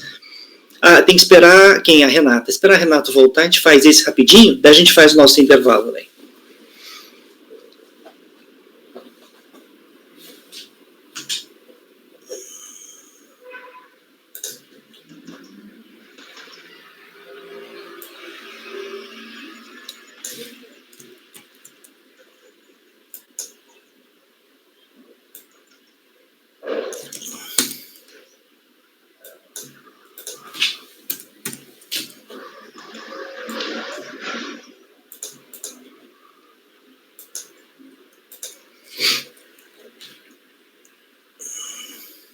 Ebene, Oi. eu tive o retorno de alguns votos da sessão passada, porque eu não incluí que a Renata estava ausente. É estranho, né? Eu também, Márcio, igualzinho. Significa que essa sessão todo mundo vai ter que incluir que o Luiz estava ausente, então, também. Pois é, eu Faz sentido para mim, porque a proposição está... Sabe por quê? Porque ali diz assim, participaram da reunião. A gente só coloca quem participou da reunião, né? Tu não tem como conversar com vai eles. alguma informação, mas... Tu não pode conversar, porque isso aqui, todo mundo aconteceu com a Ana e com o Gregório também assentou. Porque não faz o menor sentido ter que corrigir o acordo só para colocar ausente. Renata Torati Cassini ausente. Foi Renata no último dia e o Luiz no primeiro dia. Mas no primeiro eu não tive volta, eu fiquei só com o da Renata. Mas voltou do CEPOD para corrigir isso? Foi. Faz sentido, né? Ausente. Então, ali onde é que você põe que os conselheiros que participaram, no caso dessa semana, a gente vai ter que colocar o Luiz entre parênteses ausente. Não, você põe em ponto, depois põe ausente e conselheiro e tal. Eu não sei, mas... né? É uma relação de participantes. Aí você coloca um ausente e diz que ele está ausente. Tu pode encaminhar, Dênio, um e-mail para o CEPOD sobre esse assunto? Olha, essa questão aí já foi discutida aqui no CARF já inúmeras vezes, há anos vem sendo discutido. Então tem que retificar do mesmo jeito. Eu acho que sim. Mas eu não tive uma dúvida, então como é que nós vamos fazer? Aí põe lá, conselheiro participaram do julgamento dos conselheiros, tal. No caso aqui atual, o Marcelo está no lugar do... certinho, Rafael, como é que tem que ser o registro e eu passo para vocês, certinho? O registro tem que ser igualzinho tá na ata. Aí na ata tá assim, participaram os conselheiros tais, aí tem o nome, ponto. Ausente a conselheira Renata, ponto. Aí põe desse jeitinho, põe participaram os conselheiros tais, ponto, ausente conselheiro X. Então tá aí. É igual tá na ata. Então tá. Vai ser difícil amanhã à tarde para vocês, que vai ser participaram, tá, ausente Luiz e ausente Márcio. Quando? Amanhã à tarde. Ontem à tarde, desculpa. Ontem, isso. Só um pedacinho. Tá, Posso ler o 106 então para o 108, presidente? Então tá, colega, vamos passar agora para o item 108 da pauta. A gente vai fazer o item 108 e daí fazemos um intervalo, tá? O item 108 é do contribuinte Jair Tosi José, de relatoria do conselheiro Márcio. Márcio, então, pode passar a leitura do relatório, na sequência passar para o voto. Presidente, trata-se então de glose de deduções de despesa com dependentes, despesas médicas e despesas com instrução, nos anos calendários de 2006 a 2009, por não atendimento na intimação. Na impugnação, o contribuinte também não apresentou nenhum dos documentos. E no recurso voluntário, ele limita-se a criticar a atuação da autoridade fiscalizadora, afirmando que a glosa foi ilegítima, por não haver sido demonstrado no auto de infração a metodologia tomada para o que chama de arbitramento do imposto. No início, presidente, eu trago o artigo 835 do antigo Regulamento do Imposto de Renda, que fala a obrigação de exigir os comprovantes necessários para fazer frente às deduções declaradas na declaração de ajuste anual. Com base no poder e dever de revisar as declarações de rendimentos produzidos pelo contribuinte, a autoridade fiscalizadora emitiu o termo de intimação número 282, em que exige os comprovantes dos dependentes das despesas médicas, inclusive com plano de saúde, e as despesas de instrução. Após 3 tentativas de entrega, a correspondência chegou devolvida. Por esta razão, fundamento do parágrafo 1º do artigo 26, ele procedeu à intimação por edital, em dependência franqueada ao público do órgão encarregado de intimação. Cientificado o lançamento tendo apressado sua defesa, o contribuinte não juntou qualquer documento que pudesse desfazer a glosa perpetrada pela autoridade fiscal, fato este atestado no acordo recorrido. O acordo recorrido aí nos termos grifados, ele fala que não junta aos autos alguma prova concernente ao período base da autuação, que pudesse confrontar com a descrição dos fatos elaborado pela autoridade lançadora. Tampouco apresentou qualquer comprovante de dependentes, despesas médicas ou despesas de construção conjuntamente ao recurso que agora é analisado.